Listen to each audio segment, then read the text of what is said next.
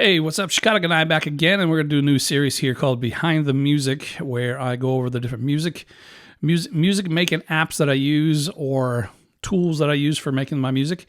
And if you haven't heard my music, it's more electronica based, and so I use a variety of different tools. One of the main tools I've been using for live shows is an Akai Force, which is a 64-pad MPC essentially.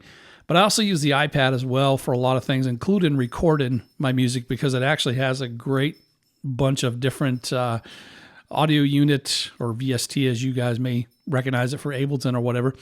And it has a lot of great functionality, and tying it to a Behringer, which is what I have right here, a Behringer audio interface.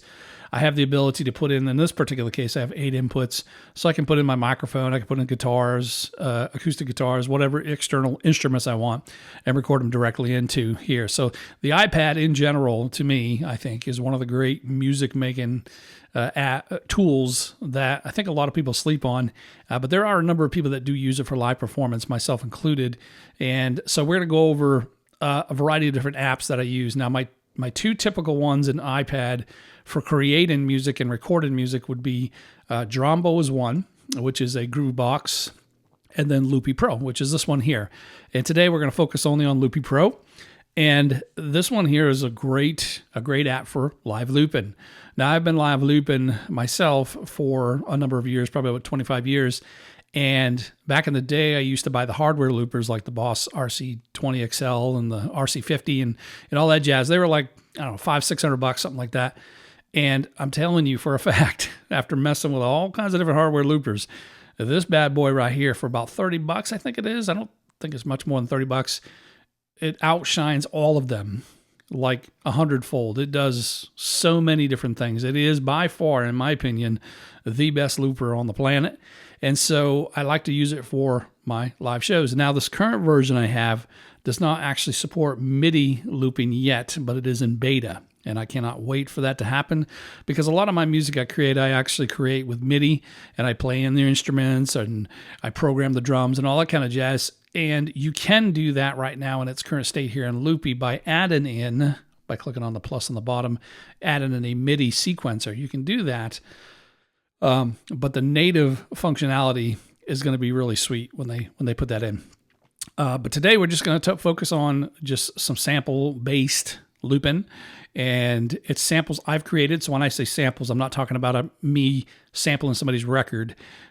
These are loops that I have created for my songs, so no copyright issues here. It's just my own stuff. And so we're going to utilize Loopy Pro for this particular thing. Now, by default, you'll see this particular screen here, except for these two things right here. I just added these in for my microphone, put a little noise gate there, slight bit of room reverb, and put it in there. But this is what they call, this strip right here would be a hardware strip. And you can see here, if you click on this where it says 1 + 2, you can see it will recognize my different inputs that I actually have on this Behringer here. I've got 4 main inputs in the front. I've got a couple things in the back that I can do, but mainly it's just these 4 here. And so I can pick whatever input I want for this particular hardware track. And to do that, if you go down here to the bottom right, you'll see a plus.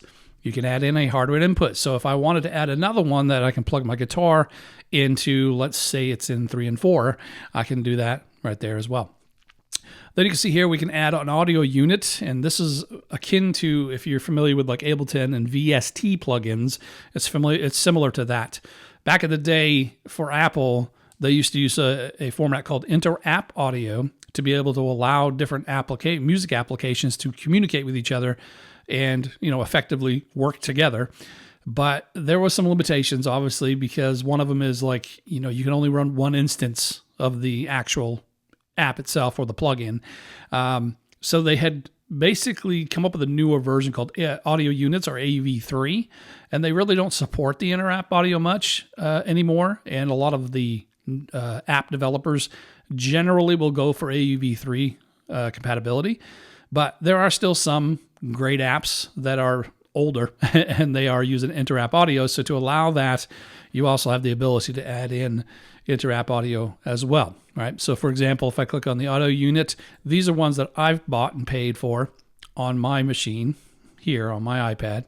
And you can add basically any of them that you want to add in there if you want to add in a particular instrument or whatever. So for example, I'll just scroll with my finger on this one. If I want to add in, I don't know, Synth Master 2, what have you. Okay, I clicked on that. And what we'll do is we'll add in this instrument. Now by itself, I'm going to go ahead and swipe up out of here for a second. And I actually have the Synth Master 2 right here. So if you look at Synth Master 2 by itself, not inside of a host of any type, you can see it's got this interface here, and you can, you know, play whatever. And it's got the keys down there on the bottom and all the different things that you can do with it. So this is the look and feel of it. You can browse here, and you can go to a particular, you know, whatever one you want. Like the default, I think, is like Berlin School or something like that. So it does like ARPs and stuff like that, right? So that's the full instrument by itself, standalone. But Loopy acts as an AUV3 host. And so you can have multiple instances of this running in Loopy. So if you decide that you want to add MIDI later, you can do that. And what's awesome is you can actually resize these windows with this dragon on the bottom right there, just like that. And you can also make it full like this if you'd like as well. So there is the actual instrument within Loopy Pro. And then you can click on X to get out of it. But you can essentially play into these donuts, these circles here, using those. And what's cool about Audio Unit that Interapp can't do is I can go ahead and add another instance of that. So if I wanted to have a bass on the first one and then a pad on the next one, and hook it up to 2 different MIDI sequencers, I could do that. So I can have as many as my CPU will handle in this case here. I'm on an iPad 12 inch. It's got a lot of power to it. So it's actually more powerful than some of the laptops I've owned before. So it's extremely powerful in that sense there. But you can add in all kinds of different things here. So I have my instruments, but I can also add in by clicking right here where it has the plus. You can add in some plugins as well. So if I want to add some different plugins, like a delay or a reverb or what have you, I can do that as well. So basically, this Loopy Pro is acted in this particular instance as what they call an AUV3 host or a VST host for those that use Ableton. That's similar to what's called.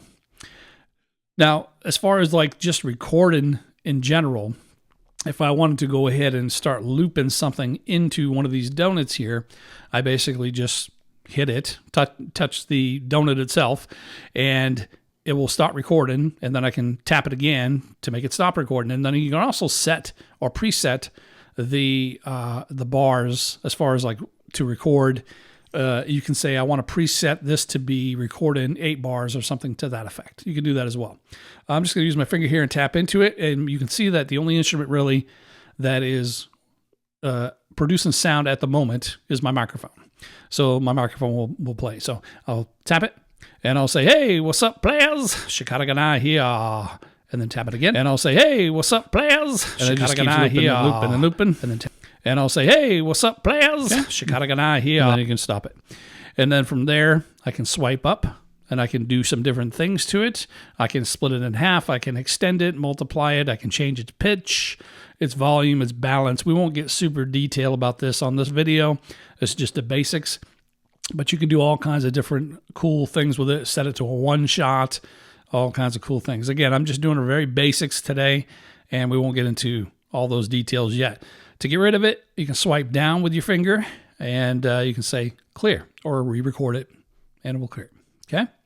And the same thing applies for if you have your synthesizer like the AUV3, right? This Synth Master.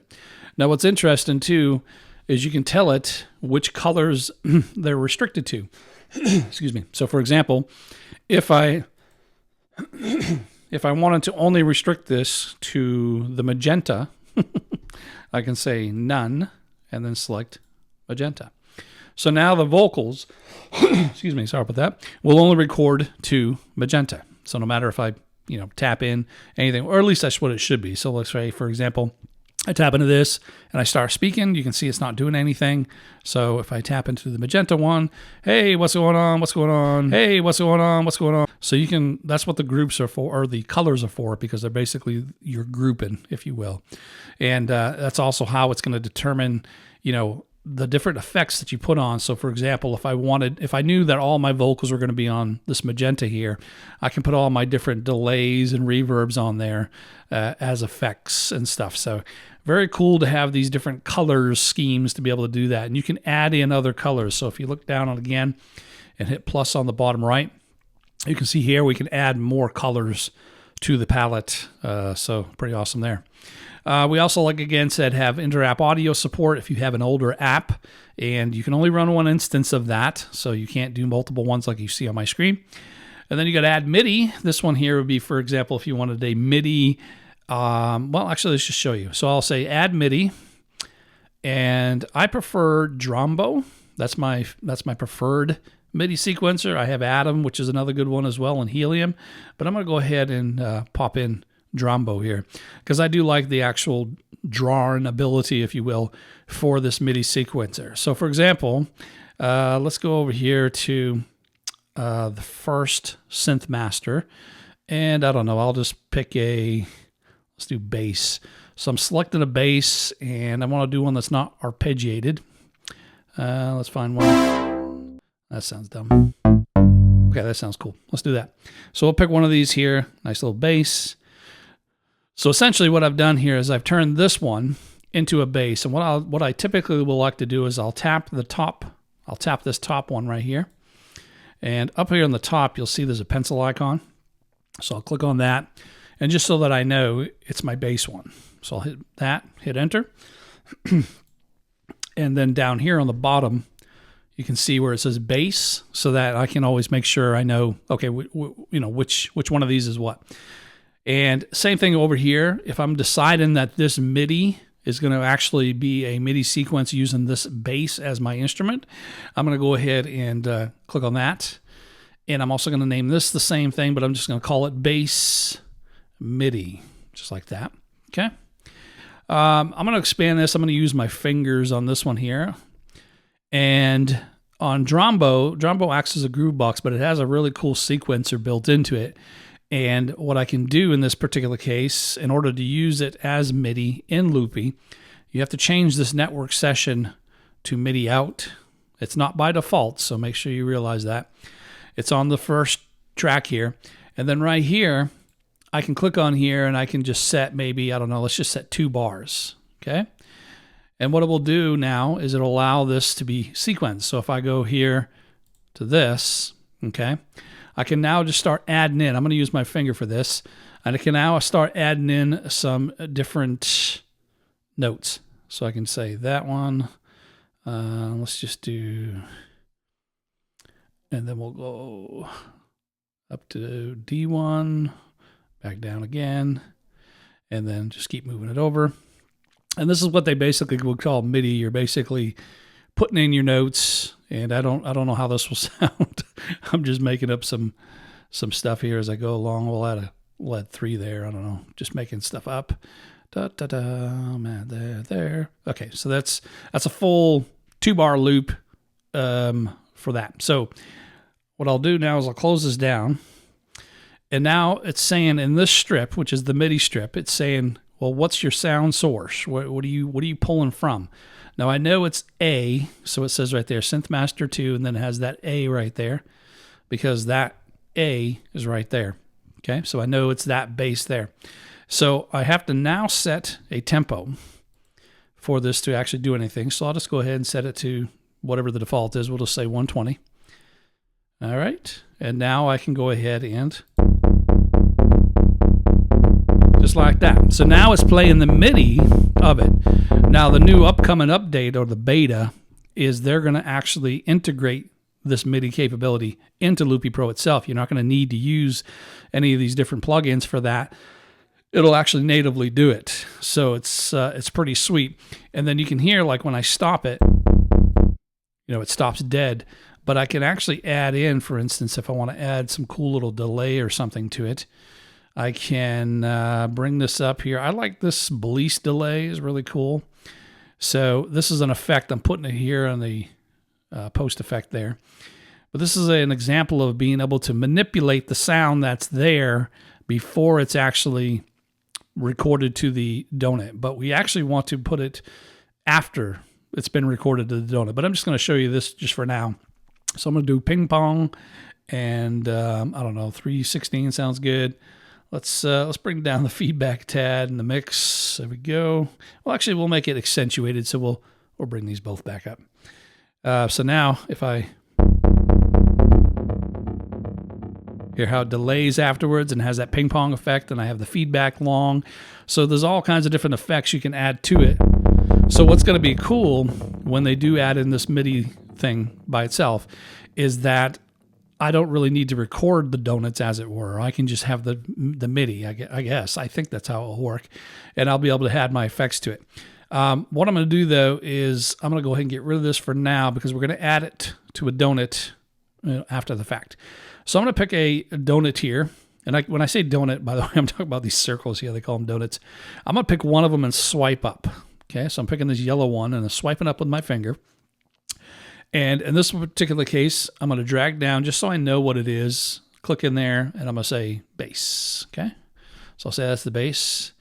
And now I'm going to predetermine the loop itself. I'm going to say I want it to be 2 bars. Okay, because just the way I choose it. So in this particular case now, if I were to go ahead and tap it, the instrument that will be playing will actually be the synthesizer. Now, the reason I did this pink right here for the vocal is because if I'm talking while it's recording, it's going to record my vocals onto the yellow as well, and I don't want that.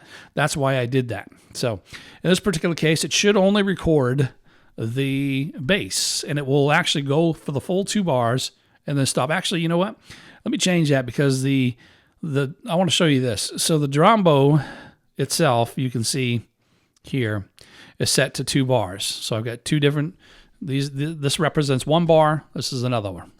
So I'm going to show that it will loop, and it will still record whatever your predetermined amount is. So I'm going to switch this instead to 4 bars.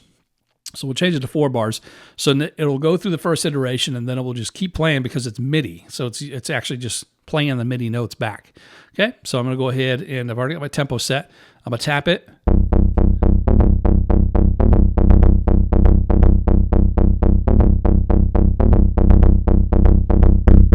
Okay, I'm going to stop that.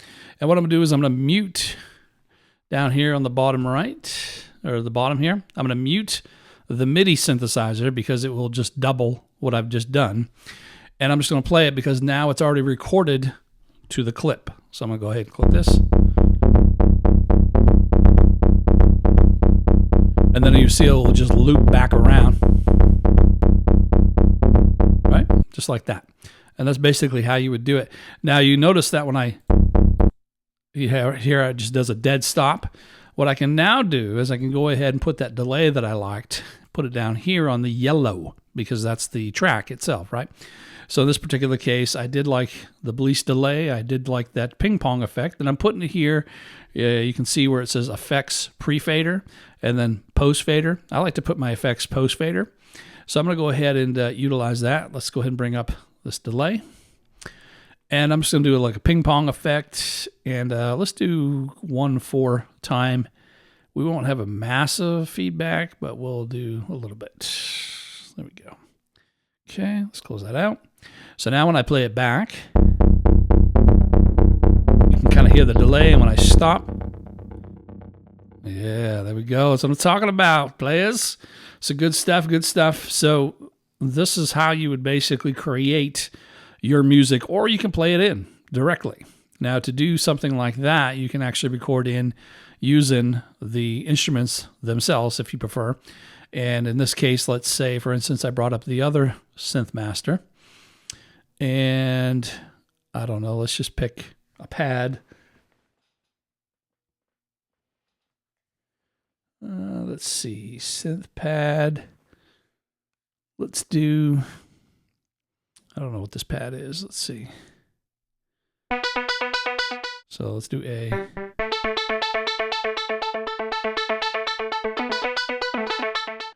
We don't need arpeggiated. Let's just do an ancient pad, see what that is. So like right here. So if I decided I wanted to add that to the mix, right? What I can do is this, is we already got this, actually, what am I forgot what key I had that. Is it C? Oh, I'm sorry, that's C. So I'll do it in C. So in this particular case, I'll just drop a pad over, maybe on the green one, let's say. Now in this particular case, I'm going to swipe up on the green track. And you can have different time limits loops. This is something I couldn't do on the RC50 back in the day, where it had to be whatever the first loop was, that's how many bars you had, and that's what you had to work with. This you can do 2 bars on one loop, you can do 32 on another, so it doesn't really matter. On this case here, I'm just going to do, we'll do 4 bar again, I guess. If I can get my finger right, there we go. And what I'm going to do in this particular one, I'm going to swipe up a little bit more. And what we're going to do here is under recording settings, I'm going to click where it says override. Okay, I'll click override. So in this particular case here, it's saying, well, what's the count in of how you want this, recording to start? So if I'm not using a foot pedal of any type and I'm just using my hands and I hit record on the green one, I still have to come back and play. I have to open up the audio unit and then get ready to play with it as well. So in that particular case, what I think I'll do is I'll just do a custom one. So I'll say count in, I'll say custom, which is right down here, right in the middle. And I'll just say, let's do 4 bar, because that's what it is. And that's what the other track is as well. So what I'm hoping is that what'll happen here is I will start playing, and then I'll start recording on that 4 bar. It should wait for it to actually come around. And I'm going to go over here. So let's say, for instance, we do like one of these deals here, right? So I'll just kind of play that pad like that. So I'll hit play, and then I'll tap on the greens. So I'm going to hit here, and then I'm going to tap on the green, and we should see that it won't start recording immediately. It should wait for 4 bars. Okay, see how it's there? Now I'm going to bring this up.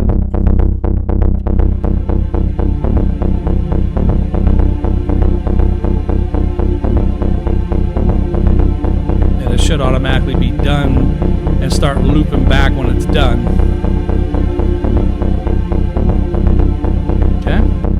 So now I can go ahead and mute Synth Master there. So now I have that. Right? And it's just going to continually keep looping over and over and over. Of course, it sounds kind of garbagey without drums, and there's no real melody. So just disregard that. But if I didn't like that, for instance, I can swipe down on it and clear it. But now I got 2 tracks. Pretty awesome. And again, we're just going over the very basics of it. We're not going to go super deep into all these other different things. I just want to show you an introduction to looping, and then on the next video, what we'll do is we'll go over using samples and actually start creating my song, Crash Override, using this approach here. But I just want to show you some of the basics here. And you can record yourself doing all this live up here at the very top. So you have the ability to do a record, and you record the audio, or you record a sequence. Now, in order to do a sequence, you actually have to change it to a sequence in this particular case. And that would be, if I'm not mistaken, this one. So right down here on the bottom left, if you click on this, you can actually draw in the sequences, which is why it's important for you to label them. See how it says bass and this one says clip? So in this particular case, you can actually draw in your entire song, right? So I can go ahead and just click in there, and it will do the 4 bar. Oops, let me move it back. It'll do the 4 bar. And if I want that to go over, more, I just drag it like this. And then if I want the pad to come in, which I don't remember which one it is because I did not label it. So let me go back. Let me go back here. And I will label this pad. It's always important to label. And I'll go back to my sequence. Okay, so the pad is that one. So let's say I want that to come in at this point. Okay, I can do that. And I can also, again, I can make it halved if I want, like this. And I can only have it play for that if I want. It doesn't really matter. But in this particular case, you'll see now up here, the sequence button is lit up, which means that when I click play, it's not going to loop what I have selected. It's going to loop this sequence. So I'll go, so you can see right there, it's doing through the bass. And then right here, you'll see the pad coming in.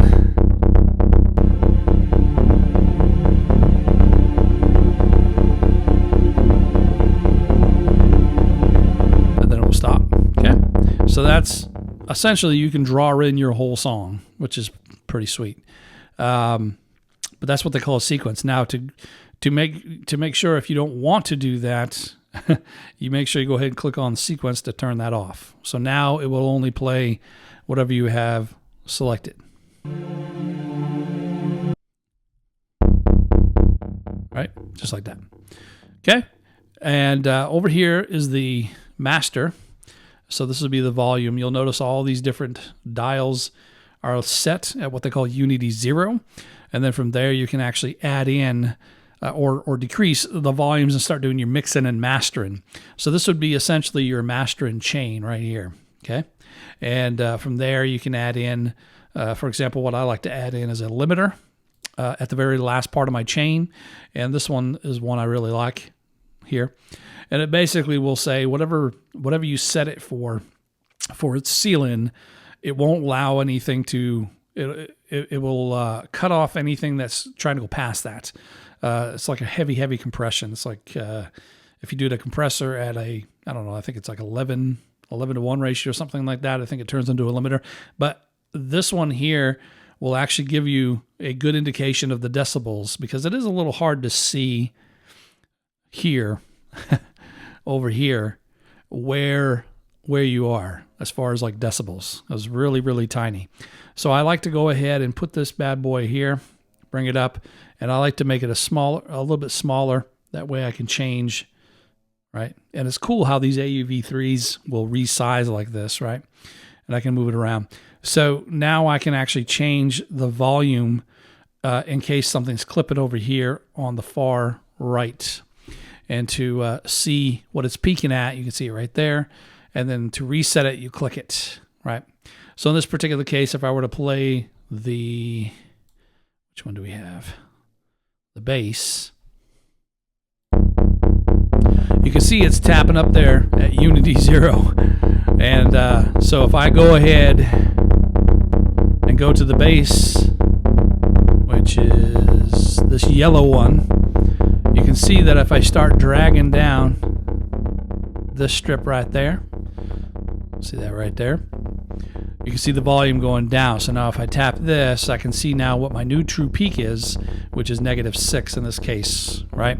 And so I can modify the volumes using this slider here, like this.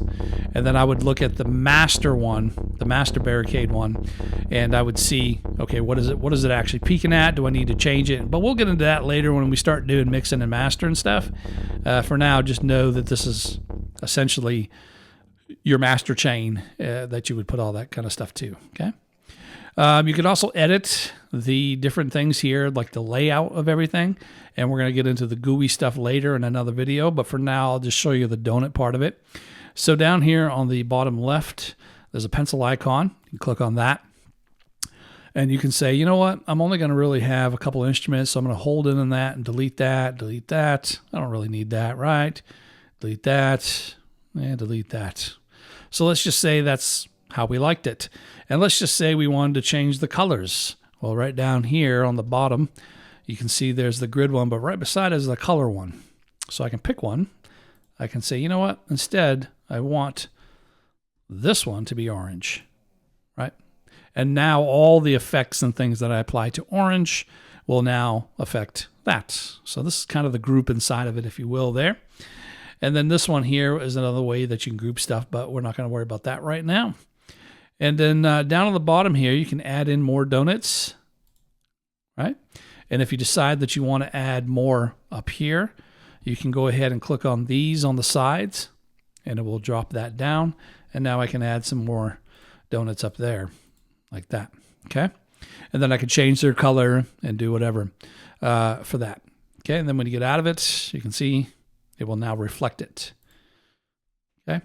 And then from there, you start running out of room a little bit, but you can do all kinds of different cool things.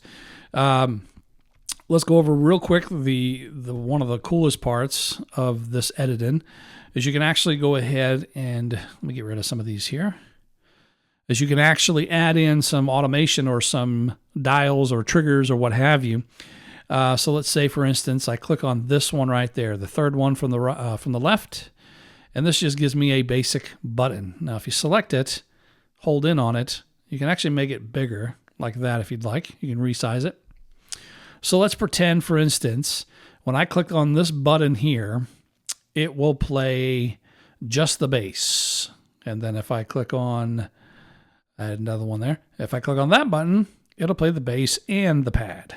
Okay, so you're basically making a scene, if you're familiar with Ableton, doing it this way. Okay, so that's our goal with this particular setup, just to show you the GUI button. So I'm going to click on that. I'm just going to go ahead and label it and name it. I'll say it's a bass only. And then you can edit this to increase the size of the font, which is pretty awesome, especially if you're dealing with a live set and you can't really see it very good. You can change that, right? So I'm going to go ahead, and in this one, you got a whole slew of different things you can do with it. We're going to keep it very basic for this very basic tutorial. We're just going to say press. So I'm going to click on the press. And then it's going to ask me, well, what do I want to do? Well, as I look down through it, I see there's some clip actions, and there's ways I can adjust different parameters, and I can adjust the color group stuff, and effects. I can open up the effect interface by clicking on that button.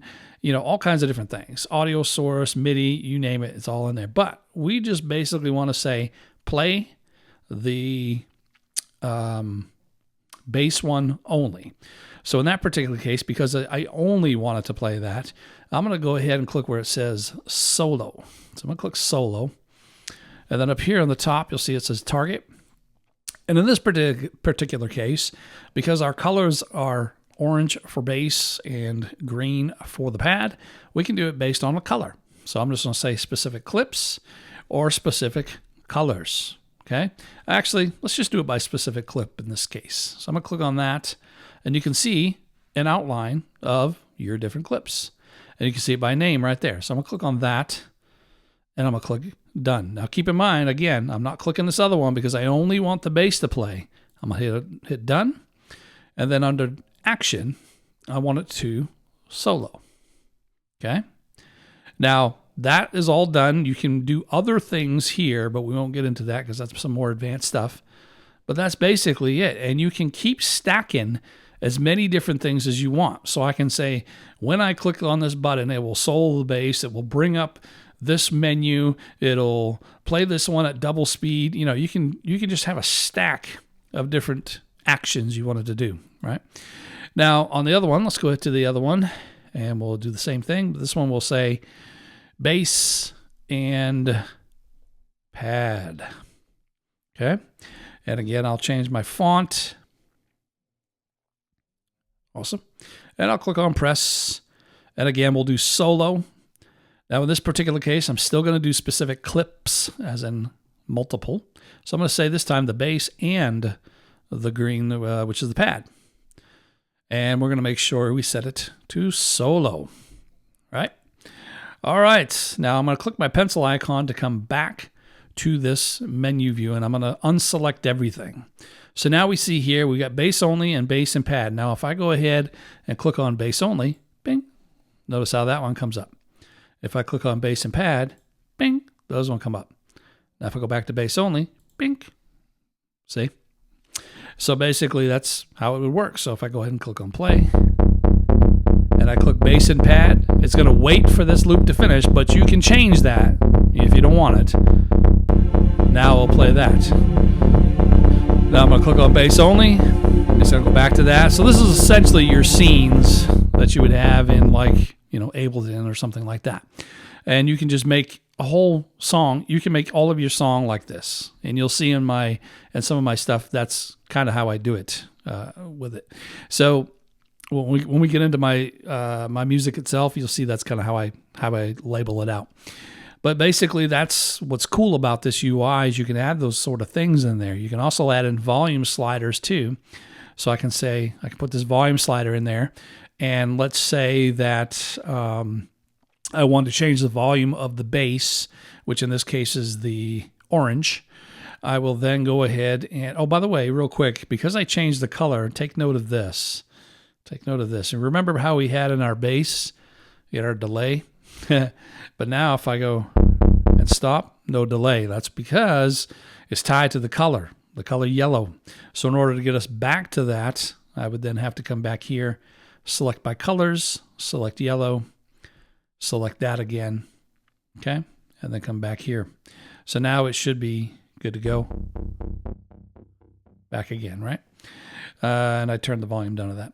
So in this particular case, this is that's pretty cool about that. But let's say I want to slide this yellow one up and down, this volume slider. Let's say I didn't want to use my finger here down on this.